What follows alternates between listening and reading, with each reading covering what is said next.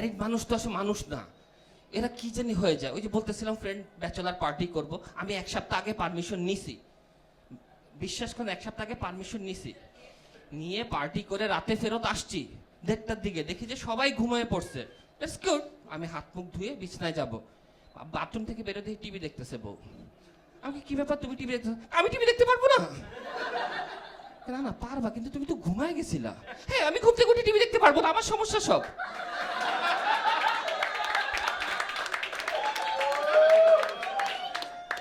বললাম না ঠিক আছে তুমি টিভি দেখো, আর তুমি রাগ করতেছো কেন? আমি তো তোমার পারমিশন নিয়েই গেছি, তোমাকে বলেই গেছি। হ্যাঁ বলেই তো যাবা, যাও যাও যাও, সমস্যা কি? আমি বলছি দেখে তুমি যাইতে হবে, এবং কোনো কথা হবে, আমার তো কোনো ইচ্ছা নেই, তোমারই সব ইচ্ছা, তুমি যা করবে তাই হবে, আমার আর কোনো ইচ্ছা নেই, তুমি যাও বাইরে বন্ধুদের সাথে থাকো।